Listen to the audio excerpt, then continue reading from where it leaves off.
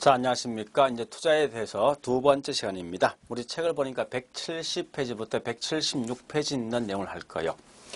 실제 이 내용은 우리 크게 보면 크게 세 개 테마가 있습니다. 이 세 개 테마 중에서 적어도 매년마다 두 개 정도 시험에 나온다 생각하시면 될 겁니다. 자, 일단 이제 우리 책에 보니까 제가 순서를 좀 달리해서 먼저 뭘 하는가 하면요. 171페이지 있는 투자 수익률을 구분하면서 D장이 뭐 있습니까?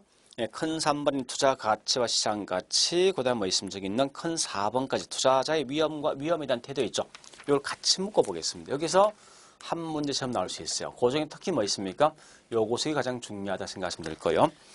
그 다음에 173페이지 보니까 큰 5번 있습니다. 투자 안의 위험과 수익에 대한 측정이 있죠.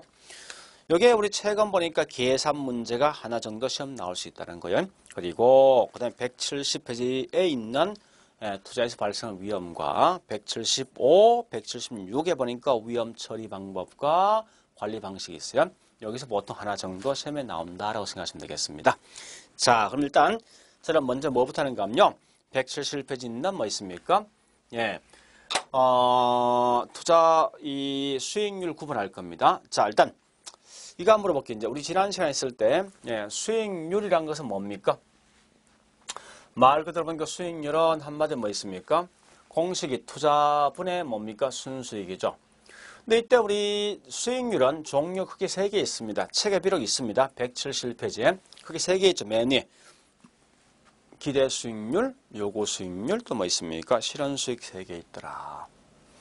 그럼 지금 하고 있는 요 3개를 구분하시는데 특히 이 중에 중요한 것은 요구 수익과 그다음에 기대 수익을 서로 구분하셔야 됩니다. 이건 꼭 하셔야 돼요.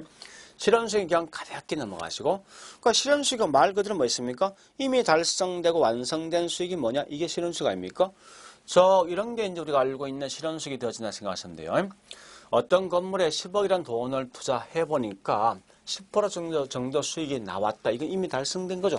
그럼 이런 걸 뭐라냐? 실현 수익이다. 거꾸로 기대 수익이 뭐냐? 기대라는 것은 다른 말로 투자자인 내가 바라는 수익이 아니라 어떤 건물 자체에서 예상되는 수익을 가지고 뭐라냐? 곧 이게 다른 말로 기대 수익이라고 보시면 돼요. 그래서 기대 수익이 기대 수익이죠. 10억 원을 투자한다면 만약에 10% 정도 아마 이 건물에서 수익이 나올 것이다. 결국은 그 투자 대상 자체에서 줄 수 있는 수익을 뭐라냐? 곧 이게 기대 수익이다. 기대는 분명히 예상되는 겁니다. 그래서 다른 말로 예상 수익률이라 쓴답니다. 거꾸로 요구 수익이 뭐냐? 투자자인 내가 바랄 수 있는, 투자자 자신이 바랄 수 있는 수익을 가지고 다른 말로 요구 수익이다라고 쓴답니다. 또 이런 게 요구 수익이죠. 쉽게 말하면 내가 이 건물에 투자한다면 나라면 이 건물에 10% 정도 수익이 나면 투자할 것이다. 이렇게 투자자 바랄 수 있는 수익을 가지고 다른 말로 우린 요구 수익이다라고 쓰겠다. 그죠? 자, 그러면 이걸 좀 더 구체적 내용을 좀 정리해 보겠습니다. 분명히 수익률 종류 크게 3개 있지 않습니까? 그죠? 그 중에 보니까 실현 수익도 있고 요구 수익도 있고 뭐 있습니까? 기대 수익이 있습니다. 그러니까 간단하게 실현 수익은 이미 달성된 거야. 달성되고 완성된 수익을 말하냐? 곧 이게 다른 말로 실현 수익인데, 그래서 이걸 이미 달성된 수익을 가지고 다른 말로 사후적 수익률이라 쓴답니다. 거꾸로 보니까요, 여기 있는 기대 수익이라는 것은 투자 대상으로부터 장래 예상되는 뭐 수익과 지출, 즉 이걸 또 순수익을 구할 거 아니에요. 예상되는 수익과 지출을 통해서 계산되어진 수익을 가지고 다른 말로 우리는 기대 수익이다라고 쓴답니다. 그 다음에 요구 수익은 제일 중요한 것은 뭐 있습니까? 요구 수익은 투자에 대한 위험이 주어졌을 때 투자자 대상에서 바랄 수 있는 최소한의 수익률을 뭐라냐? 곧 이게 다른 말로 요구 수익이다. 자, 그러면 지금부터 요 3개에 대한 개념을 한 번 더 제가 정확히 이해시키기 위해서 다시 합니다. 자, 일단 이렇게 보시면 돼요. 여러분 항상 볼 때 있죠. 실현 수익은 이게 실현 수익이죠. 이미 달성되고 완성된 수익인데 지금 중요한 건 뭐가 중요하냐? 이 두 개에 대한 개념이 굉장히 중요합니다. 요구 수익률과 실현 수익률 차이를 반드시 하셔야 돼요. 또 이럴 때 누가 더 크면 투자할까 말까 구분하셔야 됩니다. 하는데 이게 이제 다르면 기대 수익이랍니다. 투자 대상이 있으면 내가 이 건물에 10억이라는 돈을 투자한다면 여기 이제 투자자 아닙니까? 그죠? 10% 정도 수익이 나올 것이다. 이게 뭐냐? 다른 말로 기대 수익이죠. 그죠? 기대 수익 같은 말이 저기 있는 예상되어진다. 예상 수익률. 그러면 거꾸로 뭐 있습니까? 투자자가 이 건물에 대해서 바랄 수 있는 수익률. 나라면 현재 이 건물에 이 정도 수익이 나면 투자할 것이다. 이런 걸 말하냐? 다른 말로 요구 수익률이라 쓴답니다. 이해되겠습니까? 투자 대상이 투자자인 나한테 줄 수 있는 수익이 기대 수익이고, 내가 그 투자 대상에서 바랄 수 있는 수익이 뭐냐? 요구 수익률. 그러니까 내가 요구하는 겁니다. 그럼 과연 둘 중에 누가 더 클 때 투자할 것인가? 이걸 좀 먼저 구분하셔야 돼. 이제 사실 핵심 키워드 그건데, 자, 다시 해보겠습니다. 이 건물에 10억이란 돈을 투자한다면 예상컨대 10% 정도 수익이 나올 것이다. 이 말은 예상되는 수익 아닙니까? 이걸 뭐라 하면 다른 말로 기대 수익률 또는 뭐 있습니까? 예상 수익률이라 쓰는 거 아니에요. 그럼 이때 요구 수익이 12%가 되어지면 투자할래 말래. 그럼 투자할래 말래 이게 중요하다고요. 자, 잠시 하나 물어보자고 이제. 여러분 현재 수중에 10억이라는 돈이 있으면 전부 다 다른 투자 대상 아예 고려치 아니하고 있죠. 오직 부동산에만 투자합니까? 그건 내가 봐서 아닌 것 같아. 그죠? 무슨 말이냐? 내가 현재 10억이라는 돈이 있으면요. 분명히 뭐 있습니까? 은행에도 고려해보고 주식도 고려해볼 것이고, 그죠? 부동산도 분명히 고려해본다는 거예요. 근데 이때 보니까 이 세 개 다 투자 대상이 위험이 다 같다면요.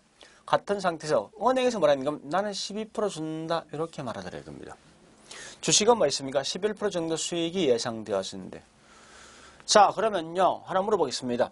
여러분 같으면 현재 부동산에 투자하기 위해선 이런 은행과 주식 이런 수익이 나온다면요. 적어도 부동산에 얼마 이상 수익이 나면 투자해야 됩니까? 그렇죠. 12% 이상 나올 때 투자할 거 아니에요. 그죠? 우리 이걸 뭐라냐? 이걸 가지고 다른 말로 투자자가 바랄 수 있는 수익, 즉 무슨 수익입니까? 그렇지. 요구 수익률이다 라고 쓴다고요. 그러면 요구 수익은 뭐야 한마디로? 이 말이죠. 자, 여기 있는 부동산 말할 거 아닙니까? 야, 봐라. 현재 내가 보니까 투자할 대상은 은행도 있고 주식도 있고 너도 있지만 다른 투자자 이 정도 수익이 주는데 너도 적어도 이거 이상 줘야만 내가 투자할 거 아니냐. 그래서 얘한테 요구할 거 아닙니까? 그래서 이게 뭐예요? 다른 말 요구수익 아닙니까? 그럼 요구수익은 뭐냐?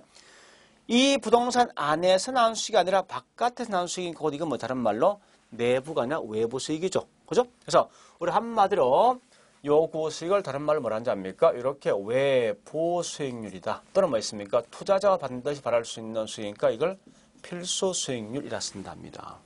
거꾸로 기대 수익 같은 말이 뭐냐? 곧 이 말이 이거죠. 앞으로 예상되는 수익이니까 예상 수익률이고 거꾸로 뭐 있습니까? 이건 이 건물 안에서 나온 수익이다 보니까 이걸 가지고 내부 수익률이라고 쓰기도 한답니다. 이해되겠습니까? 자, 그러면 다시 보겠습니다. 현재 보니까 내가 이 건물이 현재 몇 프로 정도 수익을 준다 했습니까? 10% 정도 수익을 준다면 여러분 같은 어디 투자하겠습니까? 그렇죠. 그죠? 제일 높은 수익을 줄 수 있는 은행에 투자할 거 아니에요. 분명히. 그죠? 현재 요구수익이 몇 프로예요? 12%니까. 자, 그럼 요구수익을 말 뜻이 뭐냐? 이거 아셔야 돼요. 나라면 이 건물에 투자한다면 적어도 요거 이상만 주면 투자하겠다. 즉 투자자가 바랄 수 있는 최소한의 수익을 가지고 말하냐. 이게 다른 말로 요구수익이다. 그죠? 그러면 현재 이 건물은 몇 프로 정도 수익을 줄 거랍니까? 10% 준다 했죠. 그럼 투자하겠습니까? 안 할 거 아니야. 나는 이거 이상 나와야 투자하니까. 그죠? 그래서 얘는 실제 주는 수익이 10% 이거 이하 주는 거 아닙니까? 자, 만약에 이때 보니까요. 만약에 이때 보니까 이 건물이 예상되는 수익이 보니까 14% 정도 예상되어진답니다. 근데 내가 바라는 수익은 12% 바란답니다. 이게 요구수익 아닙니까? 그럼 이 말이죠. 나라면 현재 이거 12% 이상만 주면 투자한다 이 말인데 실제는 얼마 정도 준답니까? 14% 줄 거 아니에요. 그럼 당연히 이때는 투자할 겁니까? 해야 되지 당연히. 그죠? 내가 바라는 수익보다 더 높은 수익을 주니까. 그렇지 않습니까? 그죠? 따라서 항상 둘 중에 누가 더 클 때 투자한다? 그렇죠. 기대 수익이 요구 수익보다 더 크다면 반드시 뭐 있습니까? 투자한다. 이 말을 여러분 꼭 기억하셔야 됩니다. 다른 몰라도 자주 묻는 지문입니다. 다시 할게요. 기대 수익이 즉 우리가 알고 있는 예상 또는 내부 수익. 이게 왜 내부인지 압니까? 투자 대상 안에서, 예? 그 투자 대상 안에서 나온다 해서 그것도 이게 다른 말로 내부 수익률이라 쓴답니다. 자, 일단 그렇게 좀 아시고 이럴 때 투자한다. 꼭 기억하셔야 돼요. 근데 거꾸로 뭐 있습니까? 기대 수익률보다 요구 수익이 더 크면 절대 하지 않을 것이다. 요거 하셔야 되죠. 그래서 요 내용을 꼭 좀 기억하시고 자, 첫 번째 자주 묻는 거예요. 두 번째. 자, 요건 지문상 특히 이제 장난칠 수 있는 그런 지문인데 이렇게 좀 정리해 보겠습니다. 만약에 문제에서 있죠. 이렇게 시험 내는 거 있죠. 다음은 투자할까 말까 판단할 때 실현 수익과 기대 수익 둘 중에 누가 더 크면 투자할 것인가. 또 실현 수익과 반대로 뭐 있습니까? 요구 수익 중에 누가 더 크면 투자할 것인가. 이렇게 해서 이럴 때 지문이 투자한다 하지 않는다 요 지문 나오면요. 결론부터 설명할게요. 결론부터 보면요. 이렇게 나오는 순간 여러분들은 이 지문은 무조건 성립되지 않는 지문이니까 묻는 순간 다 틀린 지문이다. 이렇게 하시라고요. 자, 설명드리겠습니다. 이 말 뜻이 뭐냐. 이런 의미가 내포되어 있어요. 사실은요. 자, 만약에 보세요. 실현 수익이 이게 10%고 기대 수익이 12%가 되어진다면 투자할까 말까 하는 거예요. 이런 실현 수익이 뭐라고요? 이 말이죠. 이 건물은 과거에 보니까 10% 정도 수익이 나왔다는 거예요. 기대 수익은 뭡니까? 그래서 얘가 앞으로 12% 정도 수익이 나올 것이다 판단하는 거예요. 그럼 물어볼게요. 이 투자할래요 말래요? 응? 우리가 관심 있는 수익은 이미 나왔던 수익이 중요합니까? 장래 예상되는 수익이 중요합니까? 그렇죠. 장래 예상되는 수익이 중요한 거 아닙니까? 그러니까 이건 사실 의미가 없는 거 아닙니까? 사실은. 문제는 뭐냐? 이 건물이 12% 정도 수익이 나올 것이다? 그럼 어떡합니까? 좋다, 난 투자하겠다, 말겠다 판단할 때 내가 바랄 수 있는 지금 요구수익이 없잖아, 이 상태에서. 그렇지 않습니까? 그 내가 바랄 수 있는 요구수익이 없으면 절대 이건 투자할까 말까 판단할 수가 없다는 결국은. 같은 말로 실현 수익이 10%인데 요구수익이 8%다. 투자할래 말래 물었을 때 얘도 마찬가지야. 이 말 아닙니까? 이 건물 보니까 과거에 10% 수익이 나왔다. 근데 나는 이 건물이 현재 보니까 내가 바라는 수익은 8% 바란다. 결국은 할래 말래 물었을 때 뭐가 중요한 거예요? 앞으로 이 건물이 나올 수 있는 기대 수익이 12%면 투자하겠습니까? 안 할 거 아니야. 근데 앞으로 바랄 이 건물이 예상되는 수익이 5% 나온답니다. 이를 투자하겠습니까? 하겠죠, 죠. 그러니까 이때는 내가 이 바랄 수 있는 수익이 있지만 이 건물 자체에서 예상될 수 있는 기대 수익을 모르기 때문에 얘는 투자할 수 없다라는 겁니다. 자, 기억하셔야 돼요. 이런 형태로 묻는 순간 이건 문제 성립, 지문 성립 안 된다. 나오는 순간 다 틀린 지문이다. 거꾸로 뭐 있습니까? 항상 기대 수익률과 그죠? 기대 수익률과 이와 같이 요것을 비교할 때 반드시 누가 더 클 때 기대 수익이 더 크면 투자할 것이고 거꾸로 뭐 있습니까? 요구 수익이 더 크면 투자하지 않는다. 요걸 먼저 하시라고. 자, 일단 이런 내용 기본 아시고요. 두 번째 이제 할 게 뭔가 하면 요구 수익이란 걸 할 거예요. 요구 수익. 자, 요구 수익이 뭐라고요? 투자자가 바랄 수 있는 수익을 가지 말한다 이거죠. 여기 있는 요구 수익에 대한 공식만큼 여러분들 정확히 하셔야 돼.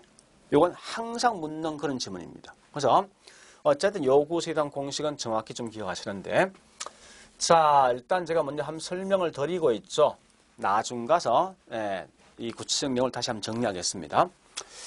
자, 이런 게 요구 수익이에요. 우리 한번 물어보자고요. 만약에 은행에 저축할 때, 할 때하고, 그 다음에 주식에 투자할 때, 만약에 저축성 금리가 5% 주고 있죠. 여기 있는 주식이 현재 5% 정도 수익을 준다면 여러분들은 어디에다가 투자하겠습니까?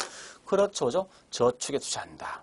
왜 그러냐 물으면 뭐라 하겠습니까? 안전하니까. 이 말은 역으로 말하면 뭐 있습니까? 주식은 위험하니까 는 말 똑같은 거 아닙니까? 그러면 자, 우리 보통 투자할 때 이렇게 하는 거 아닙니까? 이렇게 하죠.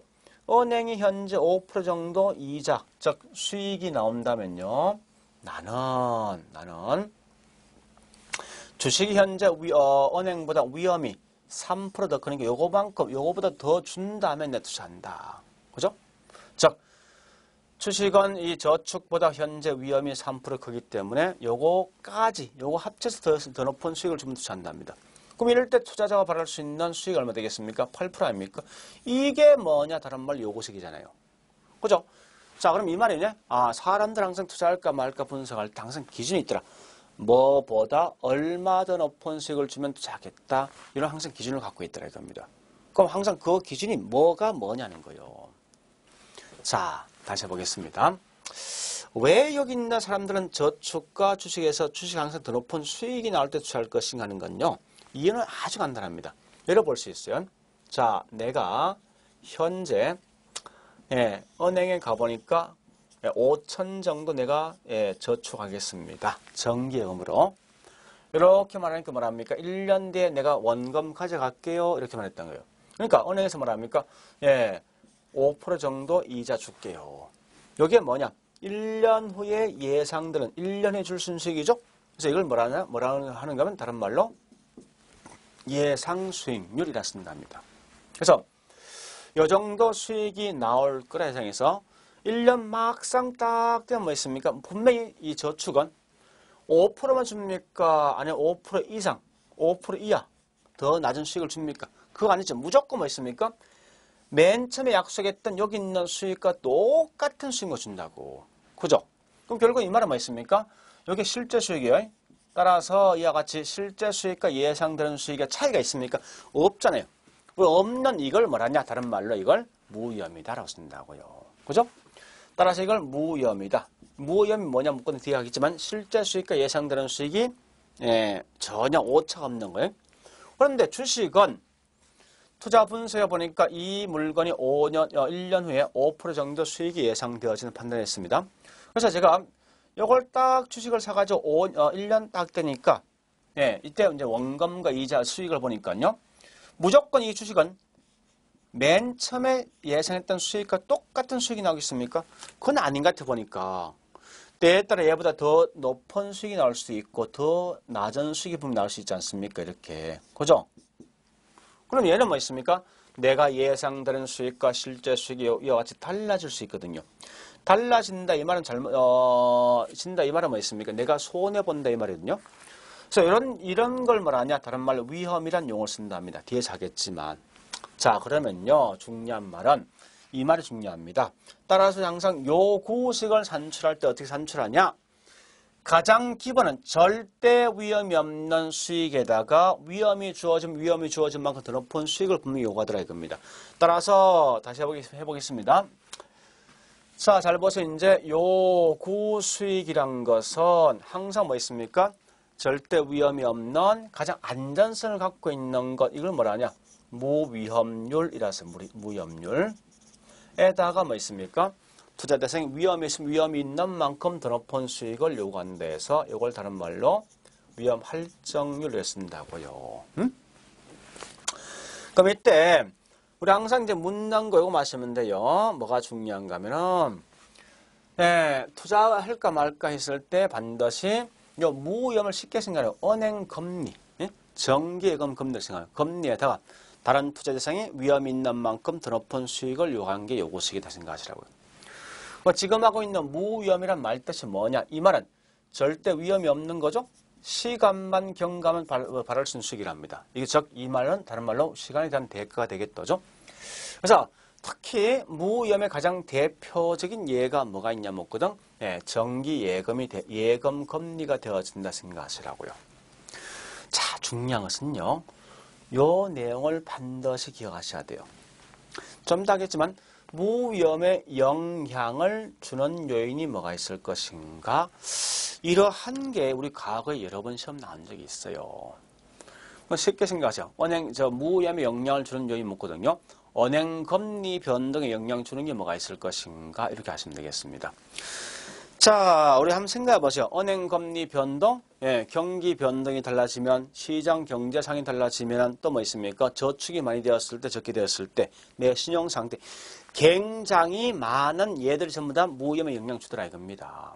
그래서 이런 무수히 많은 예를 다 암기하지 말고요. 거꾸로 뭘 하냐? 이렇게 하시라고요. 문제 풀 때. 좋다. 영향 주지 않는 게 뭐가 있을 것인가? 이걸 머릿속에 생각하셔야 돼. 네? 그래서 영향 주지 않는 게 딱 두 개만 기억하세요. 절대 이러이러한 요인은 무위험에 영향 줍니다. 묶거든. 이와 같이 어떠한 위험이란 말 나왔을 때 또 인플레이션 이런 말이 나오면 이건 전부 다 뭐 있습니까? 무위험과는 아무런 관계없는 질문이다. 그래서 요 말만 쓰지 마라 이렇게 하시면 되겠습니다. 이해됐죠? 자, 그다음 두 번째 보니까 실제 더 중요한 건 뭐냐? 예, 여기 있는 위험 할증이 훨씬 더 중요합니다. 위험 할증이. 자, 이거 좀 정리해 보겠습니다. 이 말입니다. 투자 대상에서 위험이 커지면, 자, 요 값이 올라가면 당연히 뭐 있습니까? 요구 수익은요? 커지겠지? 그죠? 자, 위험이 커지면 한마디로 요구 수익률은 커진다. 그럼 요구 수익이 커지면은 당연히 뭐 있습니까? 다시 위험 할증, 요부터 할게요. 위험, 이렇게 합니다. 제가 중간 생략이 있는데, 요 말이에요. 위험이 커지면 당연히 위험 할증률은요, 커지겠죠, 그죠? 네, 커지더라 이겁니다. 그래서 위험 할증률은 커진다. 위험률 또는 위험 할증률, 위험률 같은 말이에요. 위험률은 커진다. 요거 커집니다. 위험률이 커지면 당연히 요구 수익은 뭐 하겠습니까? 커지죠. 요 값이 커진 만큼 이 값도 커질 거니까. 그죠? 그럼 요구 수익이 커진 만큼 중요한 것은 가치는, 부동산 가치는 뭐냐? 요게 중요한데 떨어집니다. 요걸 반드시 하셔야 돼요. 자, 이거 이해 안 되는 분은 쉽게 생각하세요. 그럼 참고로 집 살 때 위험이 큰 거 삽니까? 위험이 낮은 거 삽니까? 그렇죠. 위험이 낮은 거 살 거 아니에요. 이 말은 반대로 말하면 위험이 크면 이 물건 살 수 있는 수요자가 많다 적다? 적다. 수요가 적은 것만큼 부동산 가치는 많이 떨어질 거 아니에요. 그죠? 이게 성립되겠네. 그죠? 자, 그렇게 내용을 좀 정리하시고. 자, 그럼 지금부터 있죠. 무슨 관계를 꼭 기억하시는가? 이 두 개 관계를 꼭 좀 여러분 기억하셔야 됩니다. 잘 보세요. 이 말입니다. 위험이 커지면 요구 수익이 커질 거 아닙니까? 그래서 위험과 수익은 같은 방향 움직이죠. 우리는 이걸 말하냐? 위험과 수익을 같은 말로 비례관계다. 또는 위험과 수익은 상쇄관계다라고 쓴답니다. 두 번째, 위험이 커지면 부동산 가치는 뭐합니까? 떨어지겠죠. 또한 요구 수익이 커지면 부동산 가치는 뭐 하겠습니까? 떨어지지 않습니까? 그래서 요 둘 관계는 반드시 무슨 관계입니까? 그렇죠. 요 관계는 반드시 반비례 관계다. 이거 자주 묻는 지문이에요. 어쨌든 이 내용 꼭 좀 기억하셔야 됩니다. 상당히 큰 지문이니까. 자, 일단 요까지 내용을 좀 정리하시는데 이럴 때 우리 하나 물어보자고 이제. 자, 뭘 묻냐? 이거 묻습니다. 여러분 요구 수익은요. 제가 이렇게 써볼게요. 예, 밑에 쓰겠습니다. 요 내용도 동시에 하셔야 돼요. 예, 특히 이제 요거 묻겠네요. 요구 수익은 동일한 대상이지만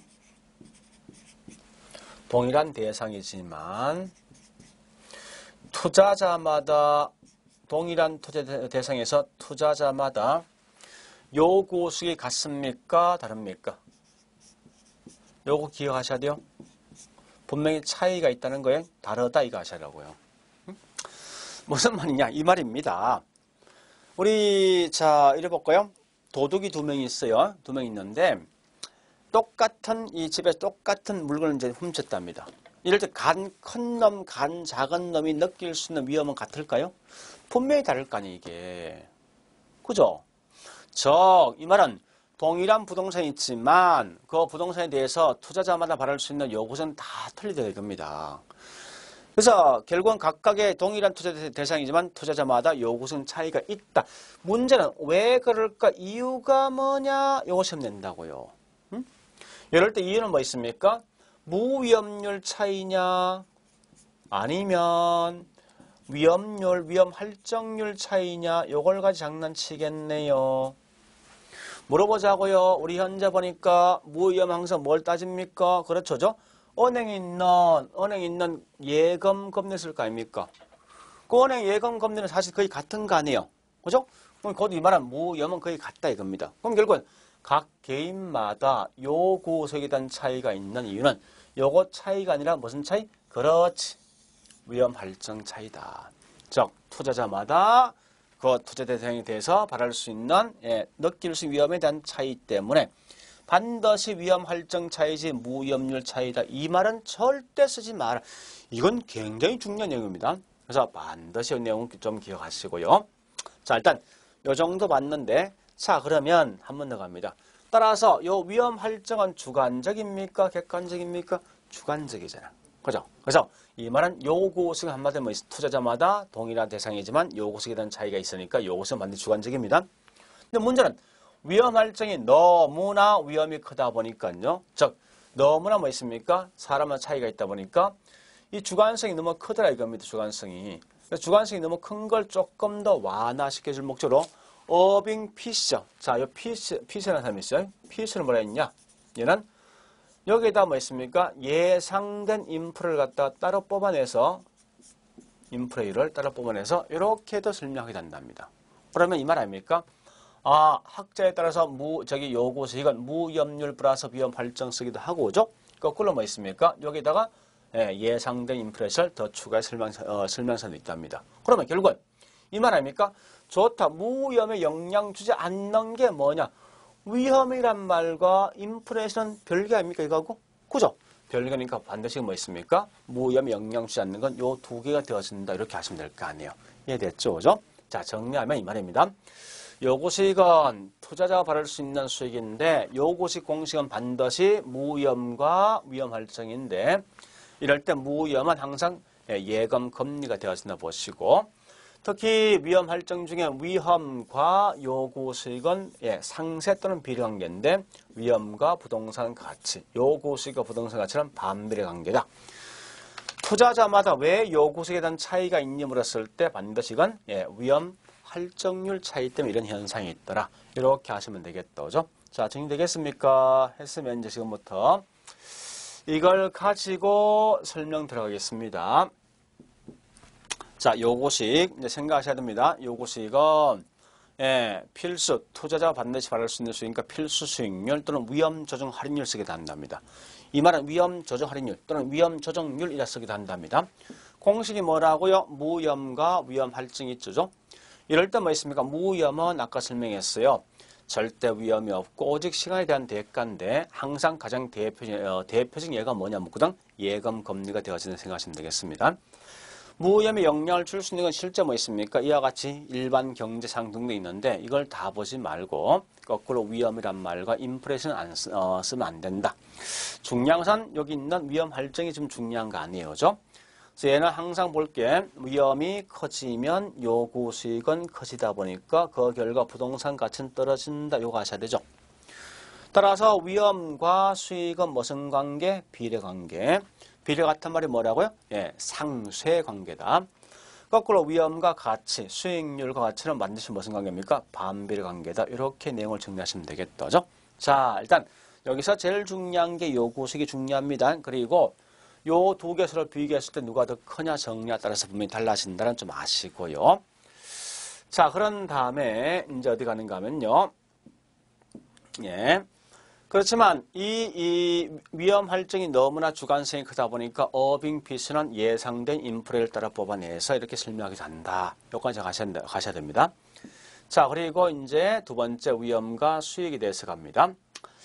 자, 일단 요것은 끝났죠. 끝났는데 요때 보니까 요 내용 좀 한번 하고 가야 되겠습니다. 사실 지금 하고 있는 이 내용은 사실 그렇게 쉽지 않습니다. 굉장히 어렵거든요. 어려운데 일단은 시험에 나오기 때문에 좀 설명 좀 드리고 가야 되겠습니다. 시간이 좀 길게 소요된다 하더라도요. 책을 딱 보니까 어디 보신가 하면요. 171페이지 보니까요. 갈로 1번 투자한 선택 기준 해서 기대 수익률과 요구수익이 있는데 그 밑에 뭐 있습니까? 기대 수익률과 요구수익 관계에 따른 장기적인 시장 변화가 있습니다. 자, 요거 아셔야 되는데 여기 보세요. 자, 이거 묻습니다. 만약에 기대 수익률과 요구 수익 중에서 만약 기대 수익이 더 크면 어떻게 되겠습니까? 항상 장기란 말 뜻이 뭐냐니까 이 말입니다. 장기란 말은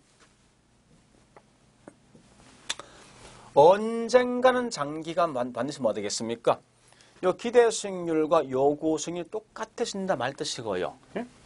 기대 수익률과 그다음에 요구 수익률의 수익률은 같아진다 이렇게 말하는 거예요. 물어보자고 이제 이렇게 되면 투자할 거 아니에요.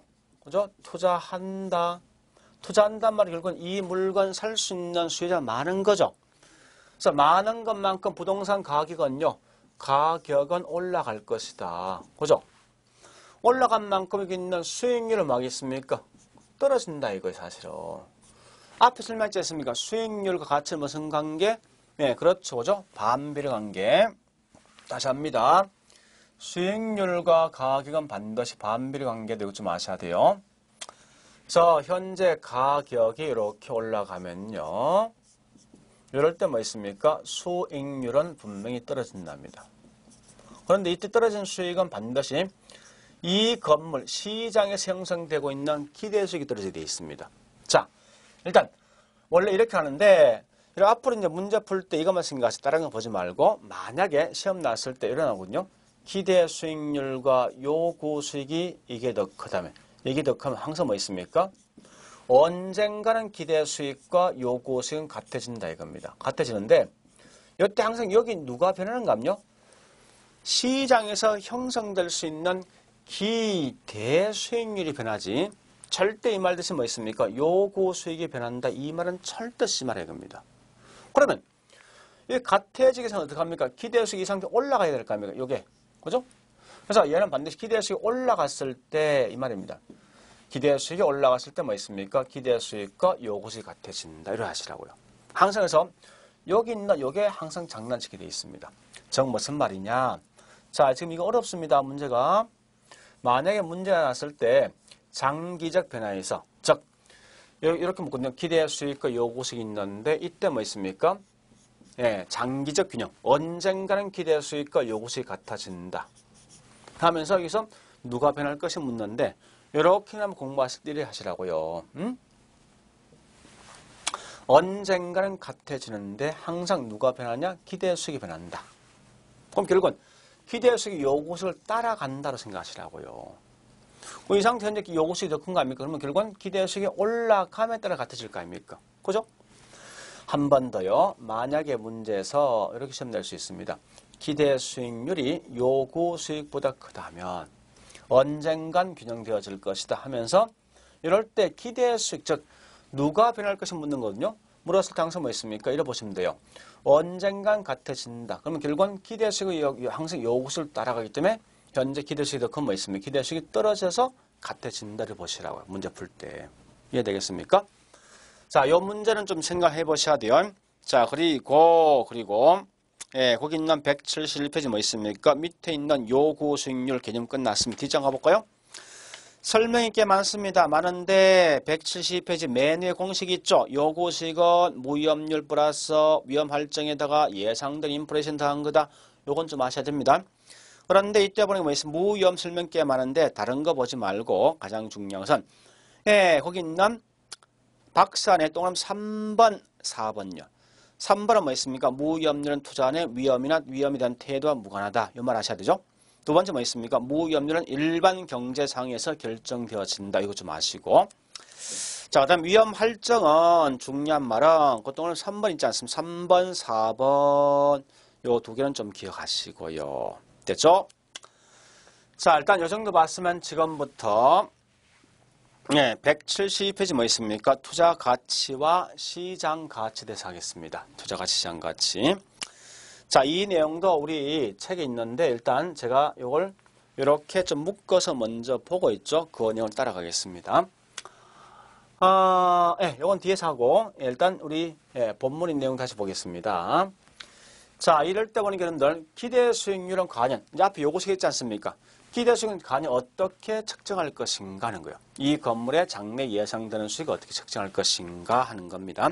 즉, 이 내용은 현재 책에 보니까 173페이지 있습니다. 자, 측정은요, 이렇게 한다는 거예요. 각 사항이 발생할 수 있는 실현될 변수의 값에 그 사항의 확률, 발생 확률을 곱하여 결국은 그 값을 구한답니다. 그래서 혹시 기대 수익에 대한 개념 가끔 내거든요. 상황에 발생할 확률을 곱하여 그 값을 구하는 대로 가시면 되겠어요. 자, 한 예로서 뭐 있냐? 예. 여러한 예가 있습니다. 자, 분명히 우리 항상 있죠. 이 어떤 건물, 자, 이렇게 해보죠. 내가 중개사무소 가서 보니까요. 중개업자는 물었습니다. 이 건물 얼마 정도 사면 대충 얼마 정도 수익이 나옵니까? 물어보니까요. 절대 뭐 그 사람은 몇 프로 나온다 이 말 하기 전에 앞에 단서부터 있을 겁니다. 경기가 좋고 나쁨에 따라서 예상되는 수익은 달라질 수 있지만 그래도 대충 얼마 정도 수익이 나올 것입니다. 이렇게 말해도 분명히 그죠? 제일 먼저 할 게 뭐 있냐? 예, 이것부터 하셔야 되죠. 이 건물이 경기가 좋을 때, 평소와 같을 때, 나쁠 때 예상되는 수익을 먼저 산출한다는 거예요. 예? 그런 다음에 중요한 것은요. 여기 나왔던 수익을 가지고 이렇게는 하지 말아야 됩니다. 항목이 3개니까 6%, 8%, 10%에서 평균 8%다. 이건 절대 아니다. 이거는. 이렇게 푸는 방식이 뭐냐? 이게 다른 말로 산술평균, 산술평균. 자, 우리 이건 참 생각하셔야 됩니다. 만약에 있죠. 이 건물이 보니까 이렇게 예상되는 수익이 있다 하더라도, 예? 수익이 있다 하더라도, 결국은 뭐가 있는가 하면요. 예상되는 수익이 있다 하더라도, 장래 예상될 수 있는, 예? 장래 보니까 경기가 좋아지고 나빠짐에 따라서 올 수 있는, 예? 그 확률을 보면 항상 같겠습니까? 즉, 무슨 말이냐? 비관적 1년 후에 불경기가 될 확률이 3분의 1, 평소와 같은 확률이 3분의 1, 그 다음에 경기 좋아질 확률이 3분의 1. 이렇게 항상 나오겠습니까? 이건 분명히 아니야. 그죠? 아마 이렇게 볼 겁니다. 앞으로 1년 후에 경기가 더 좋아지겠다, 나빠지겠다. 이건 대충은, 예? 대충은 분명히 예상할 수 있다고 사실은. 그죠? 그래서 예상할 수 있기 때문에 여러분들은 절대 뭐 있습니까? 이 모든 걸 확률상 게임을 통해서 그 내용을 파악할 수밖에 없답니다. 그죠? 자, 그러면 이렇게 한다는 거요. 현재 이 건물이 다시 하겠습니다. 예, 앞으로 경기가 더 나빠질 확률이 40%, 평소와 같은 확률이 40%, 경기가 좋아질 확률이 20%. 이렇게 하면 확률이 항상 주어지게 있어 문제가. 주어지면 이걸 가지고 이 건물의 보편적인 기대수를 구하라 이겁니다. 어떻게 구하냐? 이러고 한답니다. 간단하게 들어가 볼게요. 이제 네, 간단하게 이렇게 보시면 될 겁니다. 자, 비관적이 나올 확률 기대수익이 몇 프로예요? 여기 6%죠. 그다음 뭐 이럴 때 나올 확률이 얼마입니까? 40%. 그다음 평소와 같을 때 수익이 얼마 됩니까? 8%. 이럴 때 뭐 있습니까? 이게 나올 확률이 40% 아닙니까? 4%, 0.4. 그다음 낙관적이 될 확률이 뭐 있습니까? 되었을 때 기대수익 얼마 납니까? 10% 나올 거 아니에요. 여기에 나올 확률이 얼마 됩니까? 20%죠. 이렇게 곱해보니까 이 값을 다 더한다는 거예요. 즉, 이 말은 뭐냐? 실현될 변수의 각 상황의 발생할 확률을, 자, 이 확률 있지 않습니까? 이걸 갖다 곱해서 전부 다 더하면 7.6% 나온다는 거예요. 그럼 이 문제 굉장히 중요합니다. 자주 묻는 질문이니까 이 문제 푸셔야 돼. 자, 문제 푸는 요령은 간단합니다. 앞으로 여러분들 항상 시험 나왔을 때 이게 뭔지 모르겠지만 무조건 이와 같이 확률 나면 이렇게 다 곱해서 뭐 있습니까? 전부 다 더하세요. 더하면 그 값은 무조건 나오게 되어 있습니다. 알겠죠? 자, 일단 이렇게 해서 기대수를 구한다는 걸 좀 기억하셔야 됩니다. 자, 그 다음에 투자 결정. 요 내용 정리할 거 이제 아까 했던 거요. 누가 더 클 때 투자하겠습니까? 자, 보세요. 이거 중요한 거요. 그래서 항상 기대수익이 더 크면 투자하겠죠. 자, 그런데 이럴 때 뭐 있습니까? 예, 가치는 시장 가치와 투자 가치 있습니다. 이럴 때 누가 더 크면 투자한가 하면요. 반드시 여기 있는 투자 가치 더 크면 투자합니다. 자, 지금부터 여기 있는 이 내용을 제가 설명드릴 거예요. 굉장히 중요한 내용이랍니다. 즉, 이 내용은 제가 지금 책을 앞으로 가는데 172페이지 보니까요. 큰 3번 투자 가치와 시장 가치 있을 거예요. 자, 요거 설명할 겁니다. 예. 보세요. 자, 우리 항상 수익률 공식은 어떻게 구합니까? 투자분의 순수익이죠. 투자란 말 같은 말이 뭔지 압니까? 곧 이게 가격 또는 가치입니다. 가치, 가격 또는 가격.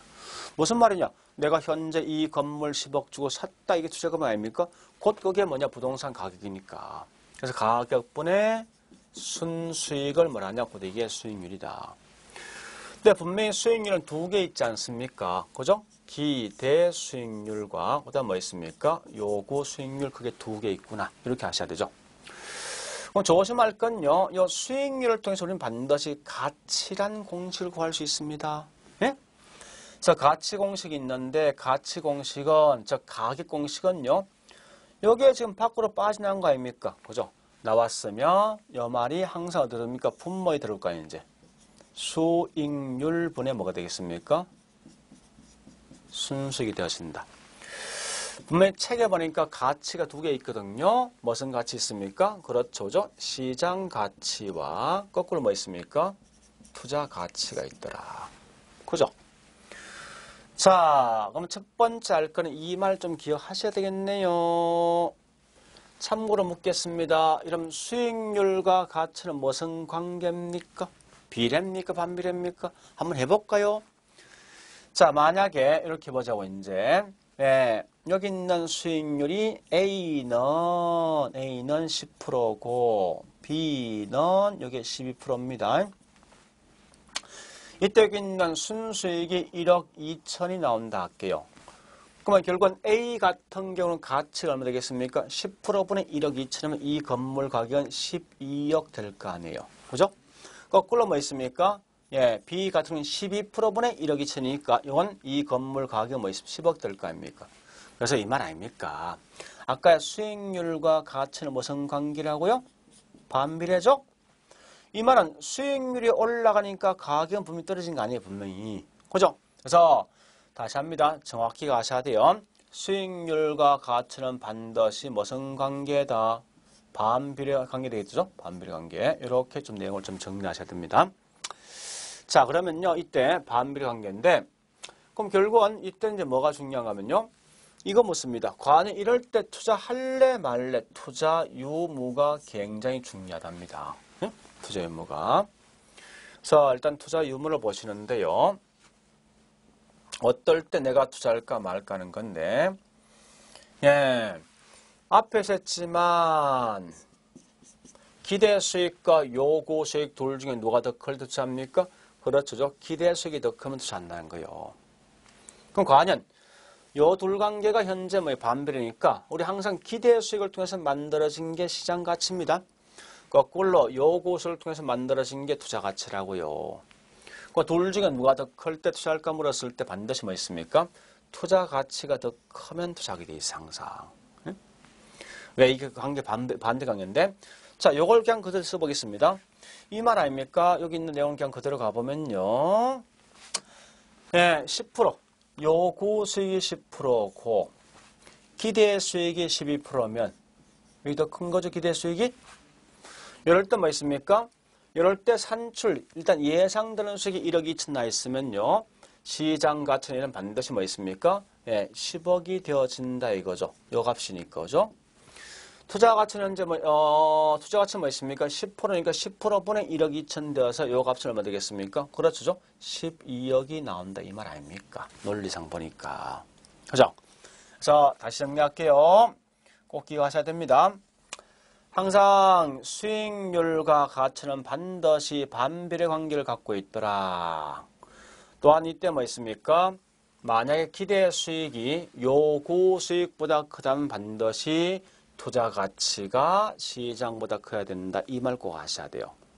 이런 참고로 그 다음에 볼 게 뭔가 하면 시장 가치란 말과 투자 가치는 제가 개념 좀 더 하겠습니다. 하는데 이 공식을 좀 기억하실 건요. 공식. 비록 책에는 없지만 시장 가치, 가치 공식이 뭐 분의 뭐죠? 그렇죠. 수익률 분의 뭐가 됩니까? 순수익 될 거 아니에요. 거꾸로 뭐 있습니까? 투자 가치 공식도 가치니까 수익률 분의 뭐가 되겠습니까? 순수익인데 이때 어떤 수익을 쓸 것이 중요하거든요. 그래서 항상 시장 가치는 반드시 뭘 쓴다고요? 기대 수익을 통해서 만들어진 거다 이렇게 하시라고요. 거꾸로 여기 뭐 있습니까? 이 투자 가치는 요구 수익을 통해서 만들어진 거다. 이 공식까지 기억하셔야 돼요. 자, 그러면 지금부터 뭐라는가 하면 그 시장 가치에 대한 개념과 투자 가치에 대한 개념을 알 겁니다. 시장 가치는 말 그대로 뭐냐? 시장에서 매매되는 가치요. 이 건물 10억에 매매되고 있다. 이 시장 가치라고.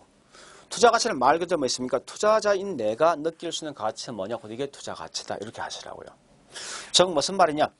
아니 우리 시장 가보니까 현재 이 건물이 시장에서 10억에 매매되고 있습니다. 그게 무슨 가치냐? 시장 가치.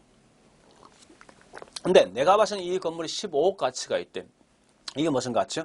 투자 가치죠. 그죠? 즉 우리 지금 하고 있는 이 책 있죠? 이 책이 뭐 있습니까? 얼마입니까? 35,000원일 아닙니까? 이게 뭐냐? 시장에서 매매되는 가격이니까 시장 가치고 내가 봐서는 이 책은 4만 가치가 있더라. 이게 무슨 가치라고? 투자 가치요. 그럼 여러분들 이 책이 35,000원이면 시장 가치 아닙니까? 내가 봐서는 4만 가치 있어요. 이 책은 지금 싼 거예요? 비싼 거예요? 생각해보세요. 이 말 아닙니까? 내가 이 책을 뭐 있습니까? 예, 이 사는데 최대한 내가 얼마 정도 지불할 이 용이 있습니까? 4만 원까지 지불할 용이 있다. 근데 나는 현재 이 책을 얼마 주고 살 수 있습니까? 35,000원 주고 살 수 있습니까? 이거 싼 거 비싼 거? 그렇죠. 그죠? 따라서 항상 누가 더 클 때? 그렇지. 투자 가치 더 커야 되죠. 자, 그럼 다시 정리하겠습니다. 그런데 이러한 내용을 좀 여러분 좀 기억하셔야 될 것 같아. 자, 잠시 이렇게 좀 내용을 좀 파악할게요. 하나 물어볼게요. 이런 경우 있죠. 똑같은 물건인데, 예, 사람 물었습니다. 야, 이 물건 현재 시장에서 보니까 100억 정도 매매가 되고 있다는 겁니다. 그럼 무슨 가치요? 곧 이건 이제 시장 가치죠. 근데 어떤 분은 이 건물이 싸다? 어떤 분은 이 건물이 비싸다 말할 거 아니에요. 그죠? 그럼 결국 이 말은 뭐 있습니까? 아, 시장에 나 있는 가격은 뭐 있습니까? 누구나 다 알 수 있는 그런 뭐 있습니까? 객관적 가치인데. 그죠? 동일한 물건이지만 투자자마다 바랄 수 있는 투자 가치는 같습니까? 다 틀린 거 아니에요. 그러면 이 투자 가치는 결국은 주관적입니까? 객관적입니까? 그렇죠. 그죠? 주관적이더라. 거꾸로 시장 가치는 시장에 이미 나와 있는 가치니까 이건 뭐예요? 주관적, 객관적. 그렇죠. 객관적 가치다. 왜 이게 객관적, 얘가 주관적인지 압니까? 결국은 투자 가치 항상 무슨 수익을 쓰기 때문에 요구식을 쓰다 보니까 따라서 요구식은 무슨 수익률? 주관적 수익률. 그죠? 시장 가치 아까 했지만 항상 기대 수익을 쓰는 거 아닙니까? 따라서 기대 수익은 무슨 수익률? 객관적 수익률. 이렇게 하셔야 돼요. 첫 번째 요거 하셔야 됩니다. 두 번째. 우리 장난을 보통 이렇게 시험 치거든요. 만약에 기대 수익이 요구보다 크다면 항상 장난칠 때 시장 가치가 투자 가치보다 크다 이렇게 장난친다고. 절대 이렇게 쓰지 말아야 이겁니다. 반대로 투자가 더 커야 됩니다. 이런 기본적 개념은 좀 아시고 가자 이겁니다. 자, 그러면 이제 본문 내용 들어가겠습니다. 그래서 여기 있는 뭐라 했습니까? 기대 수익률 시장 가치는 공정한 시장에서 매매될 무슨 가치? 객관적인 가치다. 그죠? 여기 핵심 아닙니까? 그래서 시장 가치는 기대 수익률분의 순수익 관계다. 이 공식 아시고 두 번째요. 요 투자 가치는 대상 부동산에 대해서 투자자가 뭐 있습니까? 부여하는 주관적 가치. 그죠? 여기 주관적 가치를 뭐라 하냐? 곧 이게 다른 말로 이와 같이 투자 가치다. 그래서 공식은 요구 수익률분의 순수익이 되어진다. 이렇게 하시라고요. 자, 여기서 중요한 건 요 내용 이 문제 풀 수 있어야 됩니다. 그리고 누가 더 클 때 누가 더 클 것인가 기억하시고요. 자, 그 다음에 이제 넘어갑니다. 기대 수익률 수익 끝났죠, 그죠? 이제 넘어갈게. 위험과 수익에서 위험에 대한 설명 드릴게, 이제. 자, 조금 수업이 좀 긴 거예요, 이번엔 사실은. 위험 앞에 제가 설명했던 거 예상되는 수익률과 실제 수익이 달라지는 정도를 말한다. 즉, 요거 잠깐 설명한 적 있죠. 이게 결국은 다른 말로 위험이란 말로 똑같습니다. 내가 예금을 지금 현재 하려고 한답니다. 그래서 은행 찾아가니까 뭐라는가 하면요. 네가 1년 동안 저축하면 내가 5% 정도 수익을 줄게 라고 해서 이게 예상되는 수익 아닙니까? 그래서 1년 막상 딱 경과됐을 때 무조건 몇 프로 수익을 주게 있습니까? 딱 5%만 수익을 줄 거 아니에요. 이 말은 실제 수익과 예상되는 차이가 있습니까? 없는 거죠. 그럼 이걸 뭐라 하죠? 그렇죠. 다른 말로 무위험이다 생각하시면 돼요. 근데 우리 주식을 할 때 보니까 내가 예상컨대 5% 정도 수익이 나오겠다라고 했거든요. 막상 1년 딱 되니까 무조건 5% 수익이 나오는 게 아니라 얘보다 더 높은 수익, 더 적은 수익이 나올 거 아닙니까? 더 적은 수익이 나면 들어봐서 손해본 거 아니에요? 손해봤다 이 말이 뭐냐? 다른 말로 위험이란 말 똑같은 거 아닙니까? 따라서 항상 위험이란 말은 예상들 5%란 예상되는 수익과 실제 수익이 요 실제 수익이 달라지는 정도. 이 말이 뭐냐? 오차요. 오차 또는 뭐가 되겠습니까? 편차를 가지 말하냐? 곧 이게 위험이 되어진다라고 생각하시면 되겠습니다. 자, 따라서 일단 고려 보시고 계속 가보겠습니다. 그러면 아니 이 위험을 어떻게 측정할 것인가 묻는 건데 이 말도 꼭 암기하실래요? 항상 표준 편차 또는 분산을 통해서 한다. 요거 아시라고요. 이런 표준은 다른 말로 뭔가 하면 중심, 평균에서 편차, 벗어난 정도요. 분산은 뭐냐? 흩어져 있는 정도라 생각하시면 돼요. 즉 무슨 말이냐? 자, 잠시 이렇게 제가 한번 예를 들어보겠습니다. 우리 중개사 시험이 10월 말쯤 시험 칠까? 10월 말쯤 시험 칩니다. 치는데 이때 뭐 있습니까? 10월 말쯤 제가 있죠. 시험 치기 일주일 전에 하루에 모의고사를 딱 2번 시험 쳐봤어. 2명이서. 그래서 A란 친구와 B란 친구가 2명이서 시험 쳐보니까 한 번은 A는 35점, 한 번은 85점이 나온답니다. 근데 B란 친구를 보니까 한 번은 55점, 한 번은 뭐 있으면 65점 이렇게 나온답니다. 그 둘 다 평균 얼마? 60점 아닙니까? 그죠? 60점. 자, 물어보겠습니다. 둘 중에 합격될 확률이 훨씬 높은 게 A입니까? B입니까? B죠? 그죠? 무슨 말이냐? 이 말입니다. 자, 편차가 뭐냐? 그냥 단순하게 계산할게요. 편차라는 것은 중심에서 벗어난 정도에 있지. 그죠? 요게 뭐냐? 편차요. 60과 요 차이 얼마 됩니까? 25 될 거 아니에요. 그죠? 이 말은 뭐냐? 예상되는 점수와 실제 점수가 달라진 정도라고. 얘는 편차, 요 오차가 얼마요? 5죠. 그죠? 그러니까 요 점수에 보니까 실제 점수가 아주 가깝게 나올 거 아닙니까? 그죠? 이런 걸 말하는 다른 말로 편차. 그럼 당연히 자 묻습니다. 이럴 때 보니까 편차가 큰 게 좋습니까? 아니면 작은 게 좋습니까? 그렇지. 편차가 작은 게 좋은 거 아닙니까? 그죠? 편차 작단 말은 뭔 말인가 하면 이 말입니다. 실제 점수하고 예상된 점수가 아주 가깝다는 의미예요. 그 분산을 말 뜻이 뭐냐? 분산은 여기서 여기까지 말 그대로 흩어져 있는 정도를 말하냐? 곧 이게 분산이라고요. 그래서 분산은 이 흩어진 정도 전체 얼마입니까? 50 아닙니까? 얘는 흩어진 정도 얼마예요? 10이죠. 그러니까 훨씬 더 분산이 더 큰 게 결국은 A가 더 크겠다죠. 자, 일단 개념 파악됐죠? 이런 개념 정도만 아시면 되겠습니다. 그러면 여러분들은 여기 있는 이 내용은 앞에 했던 건데 요 분산된 값도 우리 과거에 여기 12회 때 시험 나온 적이 있습니다. 있는데 이건 큰 의미 갖지 마세요. 만약에 이렇게 나왔을 때 분산된 값을 구하려면 이건 무조건 포기하셔야 됩니다. 하려고 생각하면 그냥 넘어가시라고요. 네? 자, 중요한 건 뭐냐? 요 말만 좀 기억해 주시라는 거예요. 표준 편차 분산. 자, 분산 값이 낮다란 말은 아까 했죠? 평균 60에서 55, 65 여기에 가깝지 않습니까? 35, 85보다. 이 말은 위험이 적단 말이죠. 자, 이때 이 의미를 하셔야 돼. 분산값이 적단 말은 예상되는 수익이 실제 수익에 아주 가깝다는 걸 의미한다. 이 말을 머릿속에 갖고 있으라고요. 이건 자주 묻는 지문이니까 꼭 기억하셔야 됩니다. 자, 그래 보시고 그 다음에 넘어가 보겠습니다. 자, 이제 요거 할 거요. 위험에 대한 유형할 겁니다. 무슨 말인가 하면 책에 있는 170페이지입니다. 이거 자주 묻는 거요. 요 말이 뭐냐? 이 말입니다. 과연 실제 수익과 예상되는 수익의 편차를 더 크게 해주는 요인이 뭐가 있을 것인가 하는 거예요. 사실 이 예는 굉장히 많습니다. 우리 아마 그 책에 보니까 뭐 몇몇 개 나왔지만 사실 이거 위에 꽤 많거든요. 그럼 이 문제를 푸는 방식이 있어. 사업상 위험, 금융상 위험, 법률상 위험, 인플레이션 위험, 유동성 위험, 이자 위험, 비용 위험, 무슨 위험이 있는데 이 문제 푸는 방식은 아주 간단합니다. 자, 일단 제가 설명을 쭉 이렇게 해놓고 설명하겠습니다.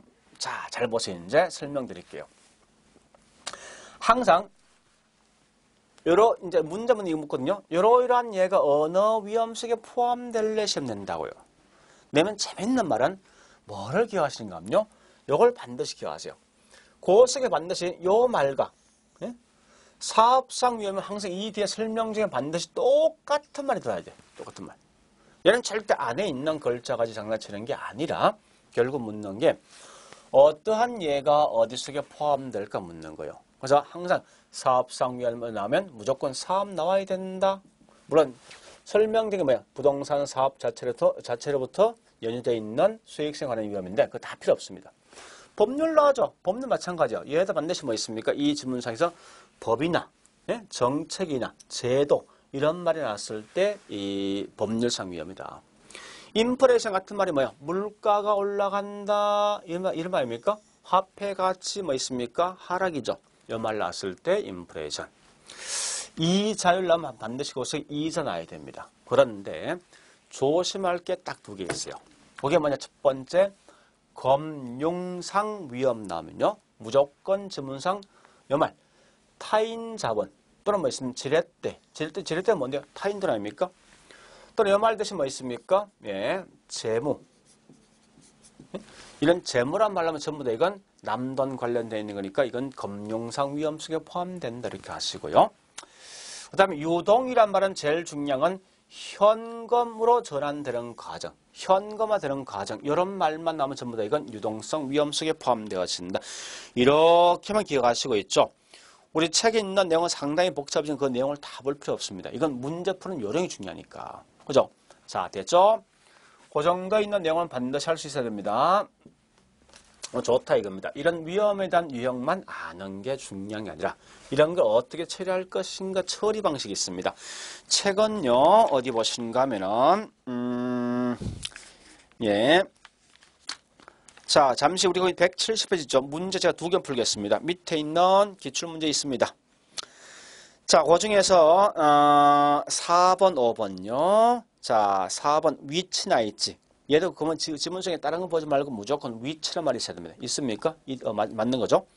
5번 유동성 나 있죠. 얘도 항상 묻는 게 현금화되는 과정 이런 거 마시면 되겠죠.